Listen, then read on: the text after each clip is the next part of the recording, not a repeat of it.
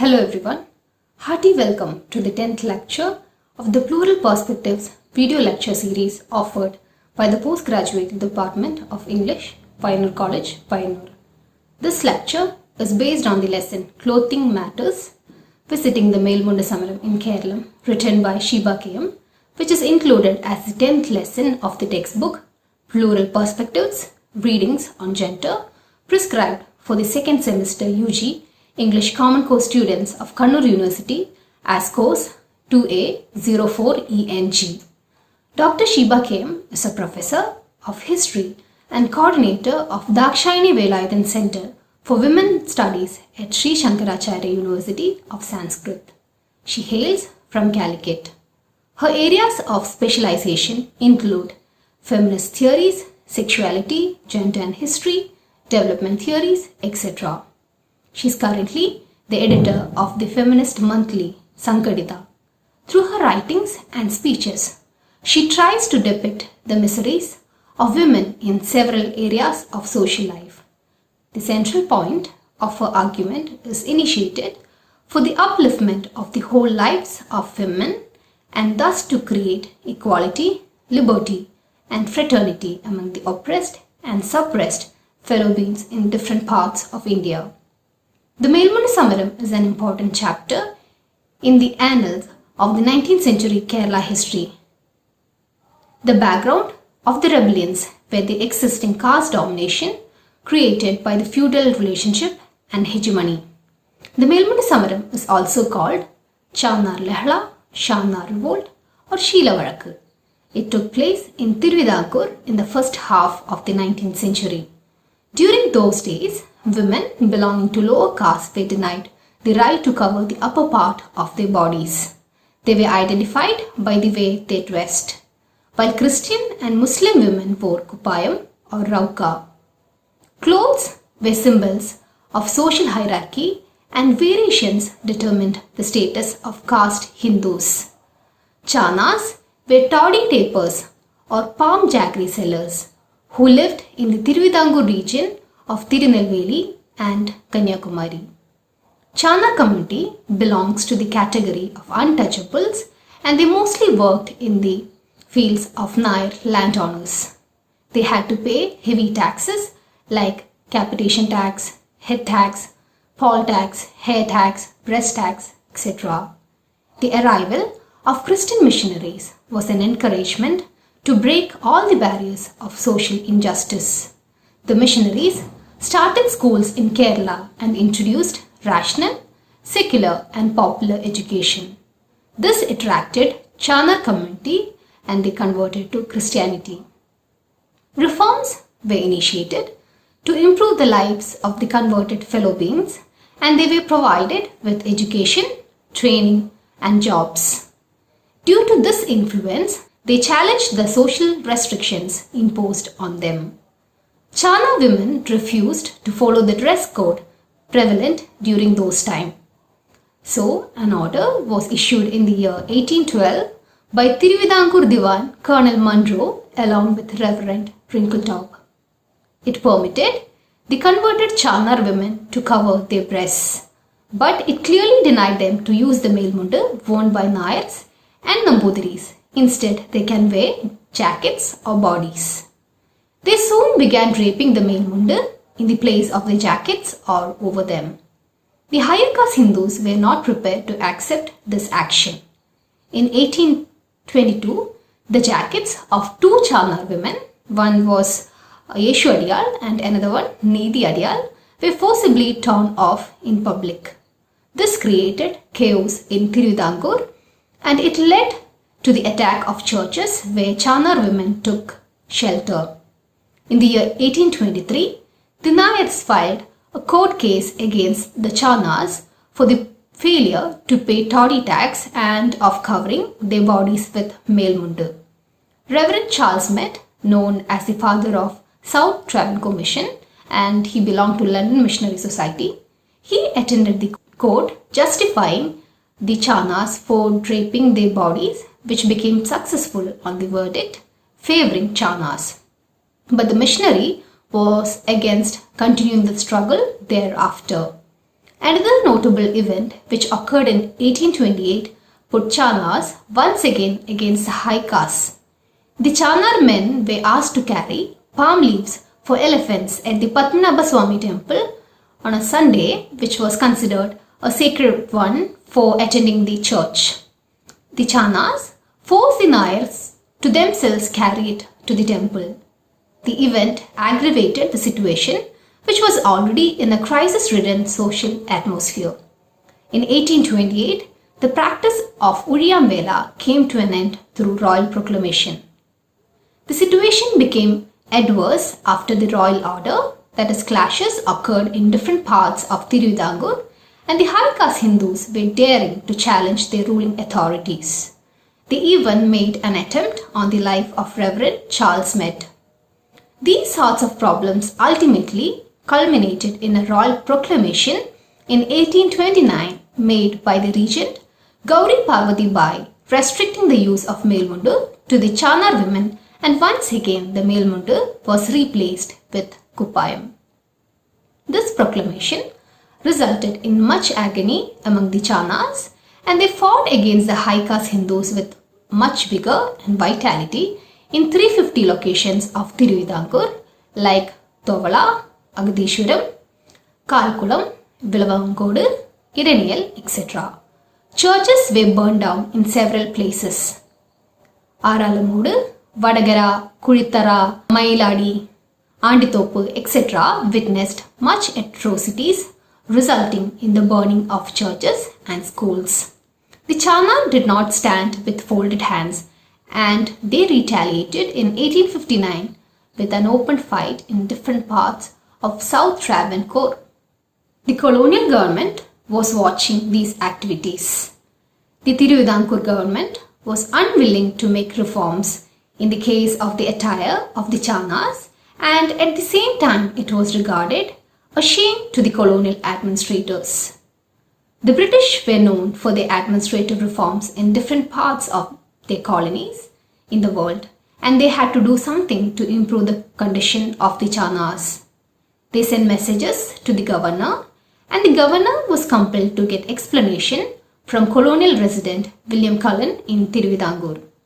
He made an inquiry into the incidents and received a letter from Diwan Madhav Rao justifying the Travancore government.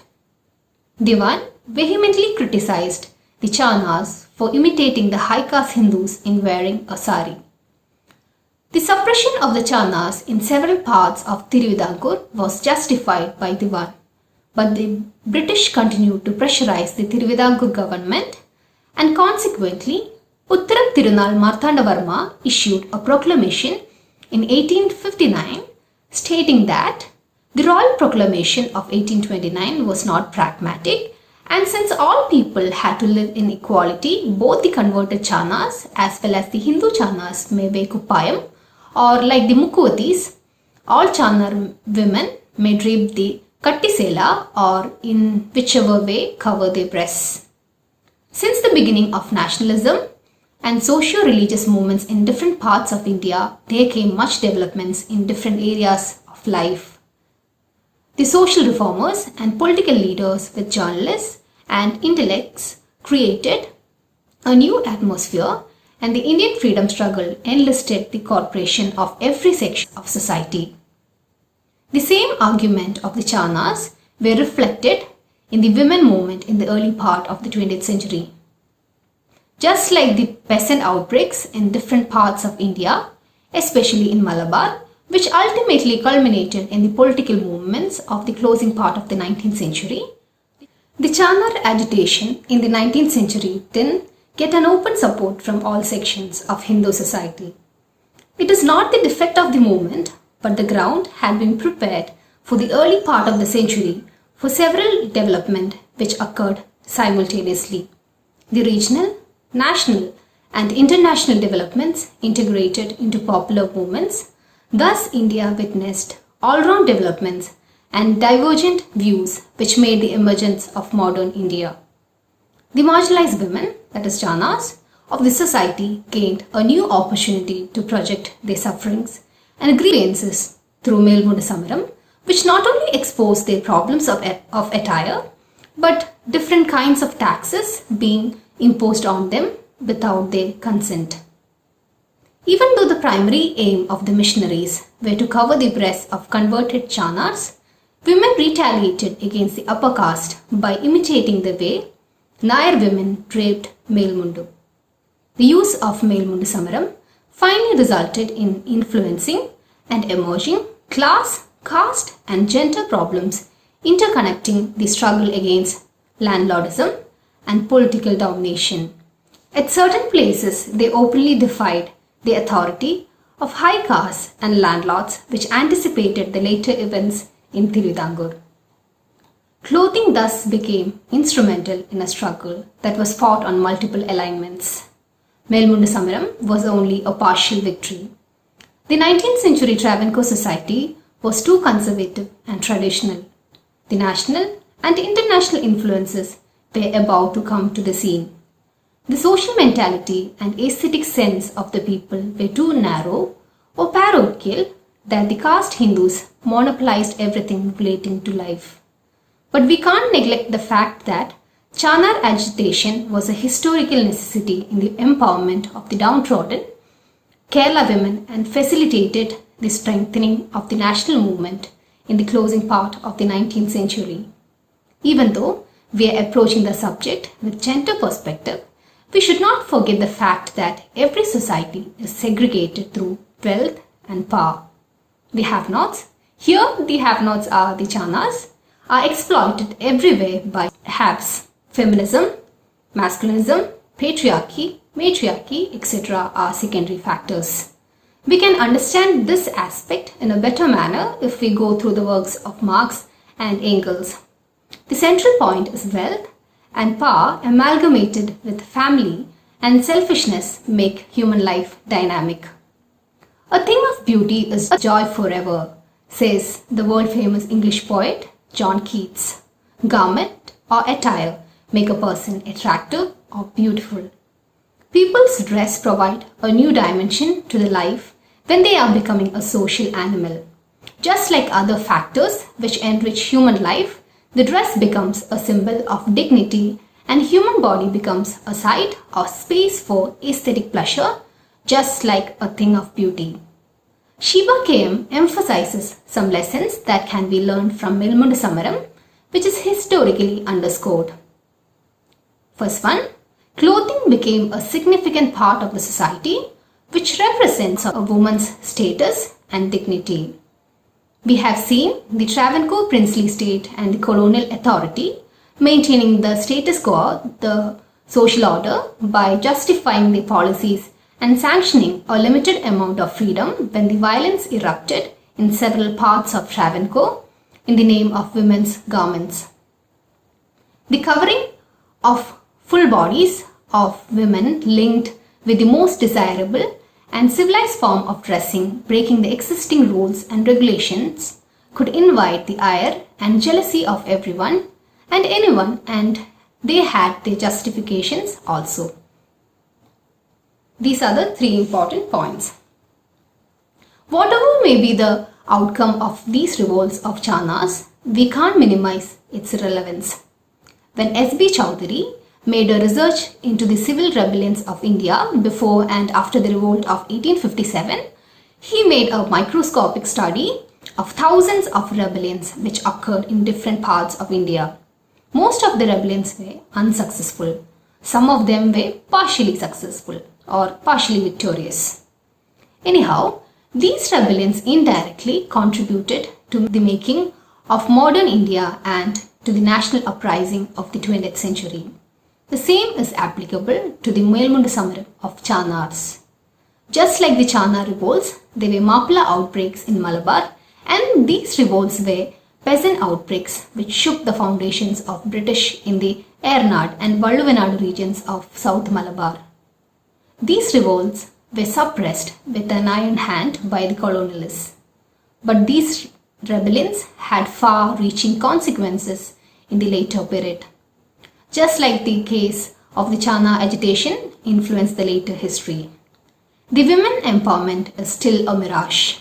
The whole society, with the support of the men, students, youngsters, children and elders should come forward to begin a new cultural revolution or national awakening which could liberate every section of society with the principle of an egalitarian approach.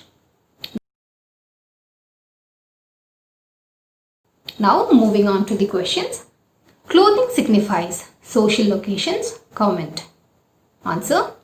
Beyond its primary function as a garment that covers, shame and protects from harsh weather, clothing signifies social occasions. What people wear gets determined as a matter of social sanction and acceptance. Second question. Who are Chanars? What were their living conditions? The Chanars were a caste who lived mostly in the Tirunelveli district of Tamil Nadu and Kanyakumari of erstwhile Tiruvitankur. They were Tory tapers or sellers of palm jaggery and were included among the untouchables. Third question. What affected the superior position claimed by Nayars? How did they respond? The Chanars began draping the Melmundu in the place of their jackets or over them.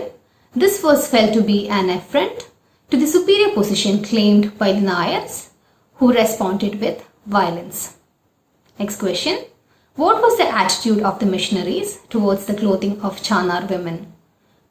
The missionaries felt that the attire of the Chanar women was not respectable and labelled it as unsuitable for educated Christian ladies. Fifth question. What were the events in the Melmundusamaram? Melmundusamaram led to the conflict between Chanars and Nayars. In 1822, two women, Yeshu and Nedi Adiyal, were abused in public and their jackets torn off. At Parashala, churches were burnt down and schools went under fire. Next question. What restricted Chanar men from participating in Sunday service at church? Answer. The Chanars who were preparing to attend church on Sunday were asked to carry palm leaves for elephants at the Padmanabha Swami temple. Thank you.